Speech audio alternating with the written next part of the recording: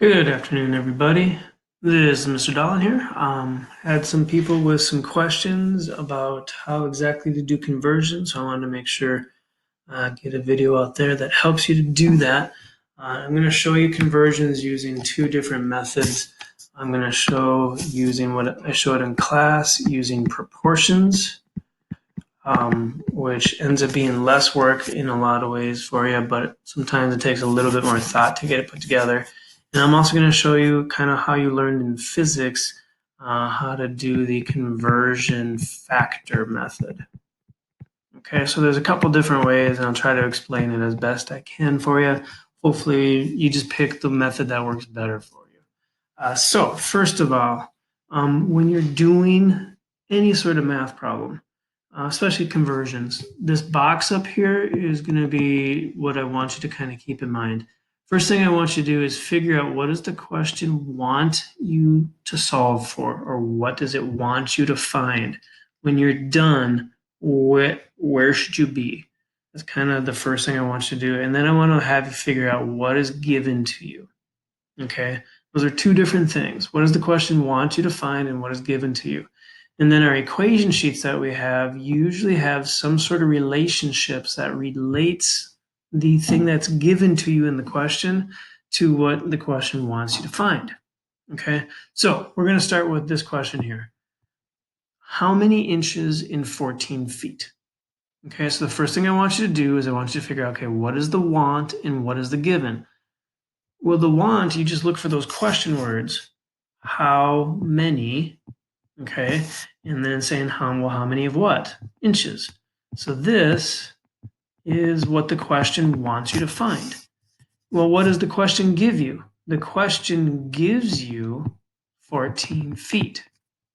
Okay, so basically what we're trying to do here is we're basically trying to say, we have a ruler that maybe is measured in inches, but we have an object that is 14 feet long.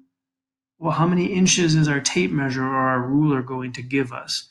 Now, we're not actually changing anything. Imagine this was like a tree that was 14 feet tall, right? We're trying to say how tall is that exact same tree using the piece of equipment with inches, because that's what we have to measure it in. Okay, that's kind of what we're looking for. Excuse me. To do that, we have two ways. So we're going to use the proportion method first. Remember, proportion is simply two fractions that are equal to each other. And it basically says on the left-hand side, I want you to use numbers from the question. So these are going to be from the question. Okay? And on the other side, these are going to be things that we know to be true. These are relationships that show how the thing that is given and the thing that we want are related to each other. So what I mean by that is this. From the question side, always say that what the question wants you to find is going to go on the left-hand side on the top. And whatever the question is going to give you or given to you is going to go on the bottom. Okay? And then we then figure out, okay, how are they related? So let's do that with this question here. What does it want? It wants inches. What does the question give you? Well, it gives you that you have 14 feet. That fraction is equal to something. And that something is how are inches and feet related to each other. Okay? Well, you need to know that. That's a truth. A truth about inches and feet is that 12 inches equals 1 foot. So we need a number relationship, a truth, or some would call this proportionality or an equivalency statement, however you want to call that. But you need to know that 12 inches equals 1 foot. That's the relationship. Well, in a proportion, to make it work out correctly, if we have inches on top on one side, we need to have the same units on the other side. So I'm going to put 12 inches on the top of the fraction. And then if we have feet on the bottom on one side, then we need to have feet on the bottom on the other side. Now, what this fraction on the right-hand side is saying is for every 1 foot that you have, there are 12 inches. Okay, that's a ratio, that's a proportion. And all we're doing then is saying, well, what if we scaled 1 up to 14? How many inches are in 14? Well, it's 12 for every 1 foot. We have 14 of those, so it's 12 14 times. So you can kind of reason through these. Math-wise, to solve that, you're really just cross-multiplying. Okay, cross-multiply to solve, and then you can get it. So here, I'll say inches equals 12 inches over 1 foot times 14 feet. Okay, this is like my x, right? 14 has to get to the other side of the equal sign. I'll delete my big squiggles here to make it easier. Okay, so math-wise now, we're just plugging that into our calculator. 12 divided by 1 is easy, that's 12. 12 times 14 equals 168. So when you do that, then notice also feet would cancel out. So our answer is 168 inches. So that's using a proportion.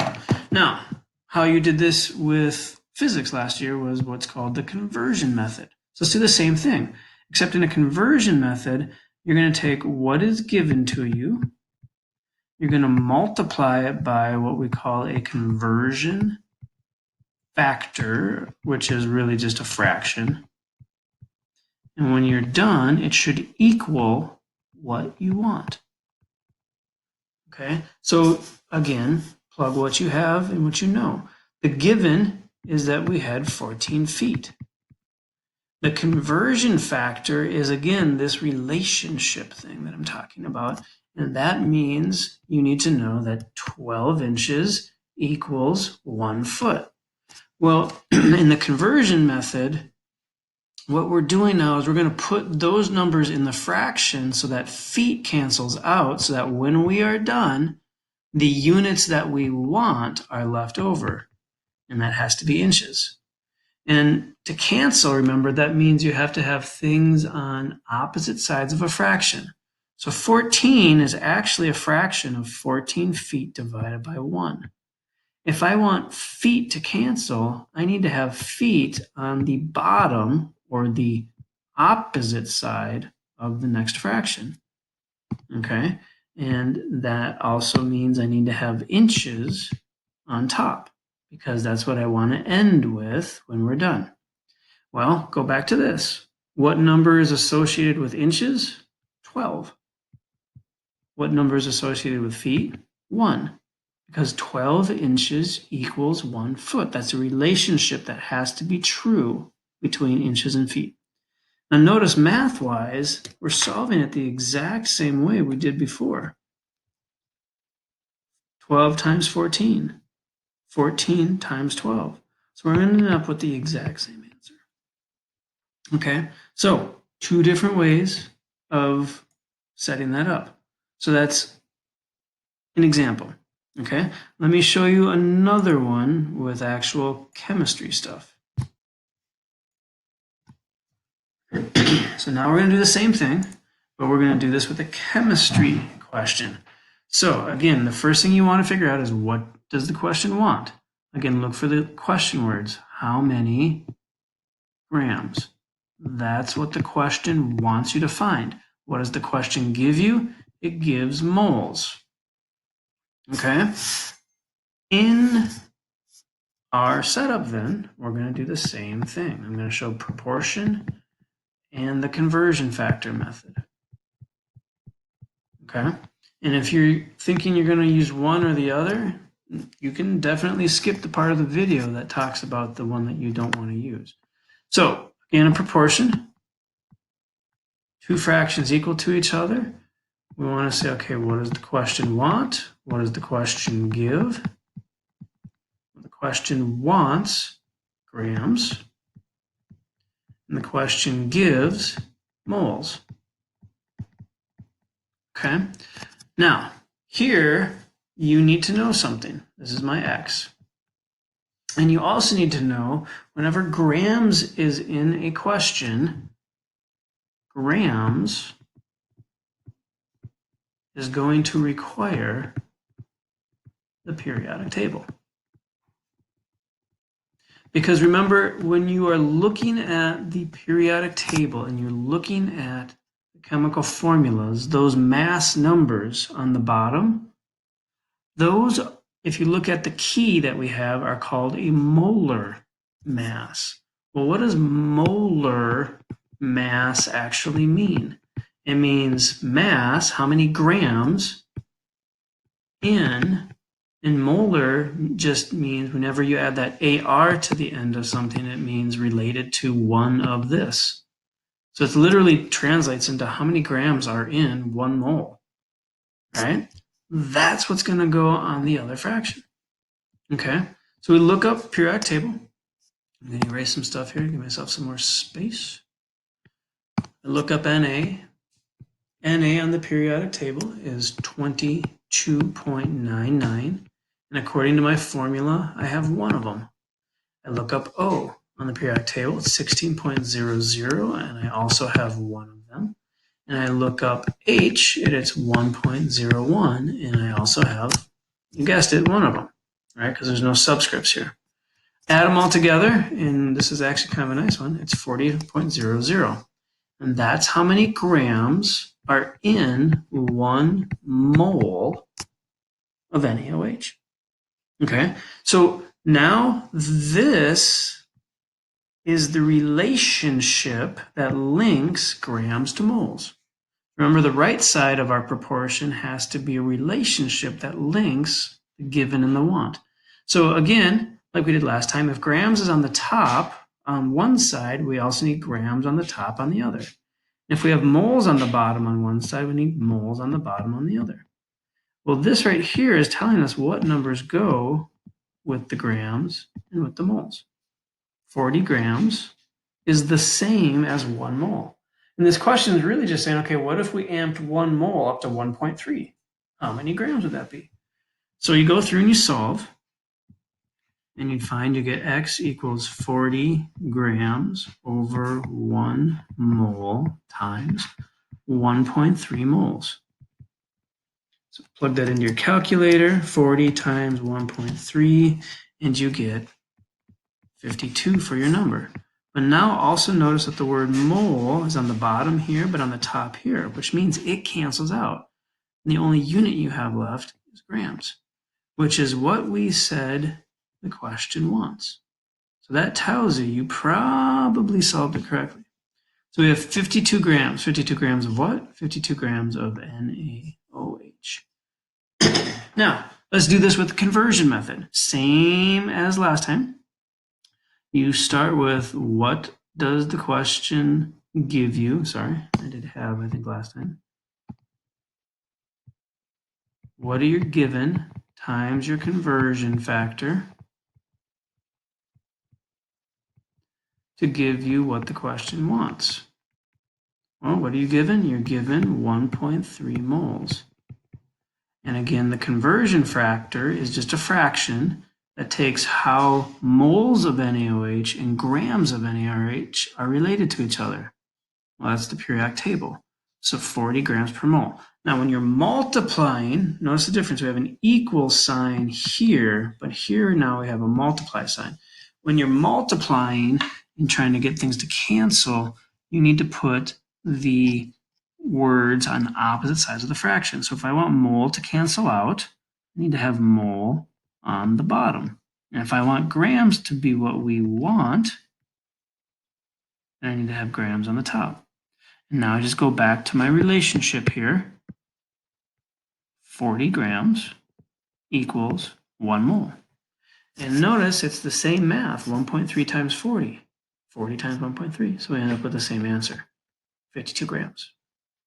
52 grams of what? 52 grams of NaOH. Okay, so that's using the chemistry one.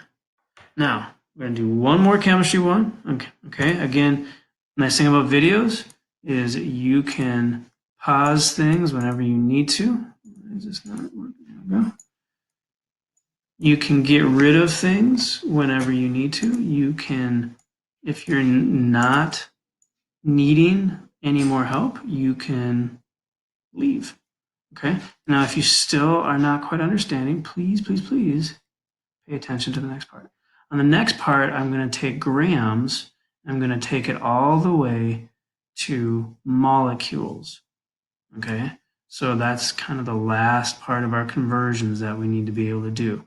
What if you have grams of NaOH? Okay. We have grams of NaOH. How many molecules is that?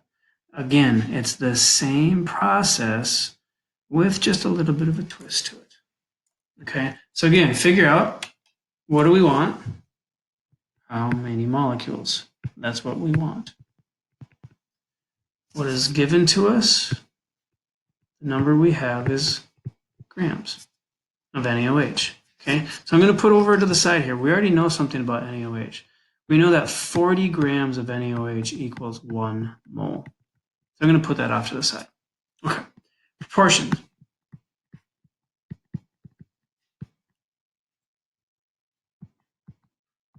Remember, on the top, is it given or is it want? That's always going to be your x, so that's what we want. Our given is, from the question, 28 grams.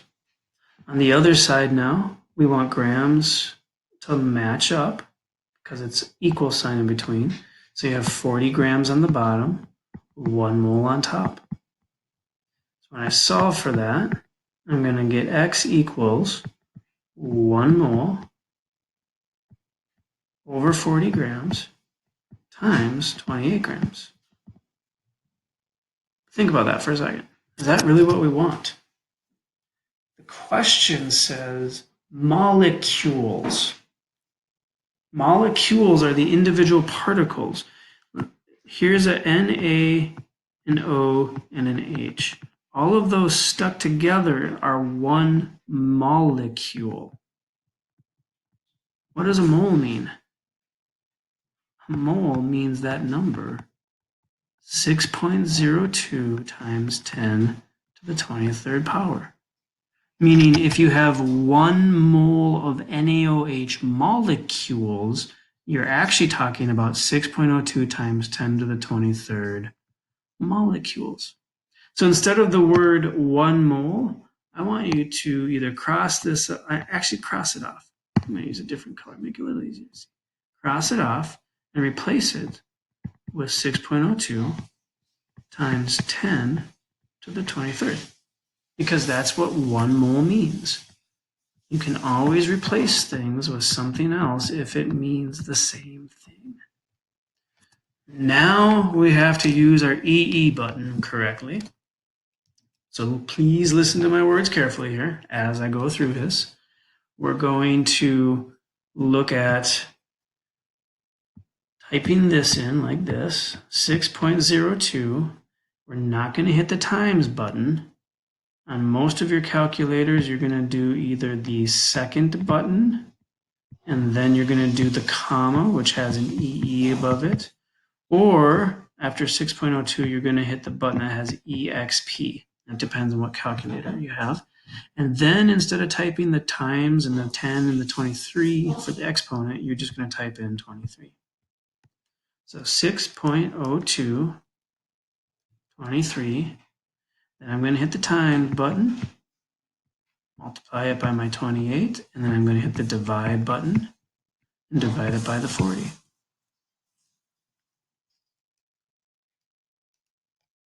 And I get this number here. 4.214, and on my calculator it gives me a capital E. That capital E means times 10, and the number after the capital E means the power on the 10. And our units here is molecules. Okay? Now, let me erase some stuff so we can do this also with the other method. Why is this not working now? Do this.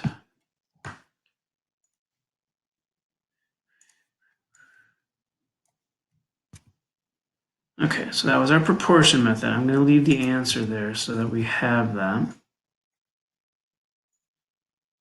Okay, now I'm going to show you with the conversion method. There we go. Okay. So now using a conversion, same idea. Take what's given to you. You're going to multiply it by your conversion fraction or factor to give you what you want. Okay, what's given? We're given 28 grams.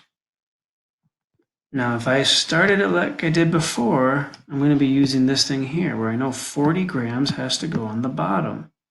But again, remember, if you always are writing down what you want, you're going to notice that mole and molecules are not the same word, which means they're not the same thing. So you also have to figure out how is a mole and a molecule related. And you have to remember that that word mole is just like the word dozen. It just represents this ginormous number right here, 6.02 times 10 to the 23rd. So I'm going to replace the word 1 mole with the number 6.02 times 10 to the 23rd. You'll notice, math-wise, I'm going to solve this the same way I did before. I'm going to take 28, I'm going to multiply it, and I'm going to do 6.02. I'm going to hit the second button and the EE button to represent the times 10. And then I'm going to type in 23, and then I'm going to divide it by 40. And I get the exact same answer. Okay, so I know that was a lot. Again, when you're watching videos, remember you can fast forward. I actually, when I watch videos, I always put things on like 1.5 speed or double speed so that it goes faster, and then I just pause if I need to, if I miss something. I hope this is helpful. Please, please let me know if it's not, or if you need to see another example or whatever. Again, just email me, and I will get that information to you. So dolinar@isd112.org. Hope you're having a good day. Hope you're doing well. I look forward to seeing you later.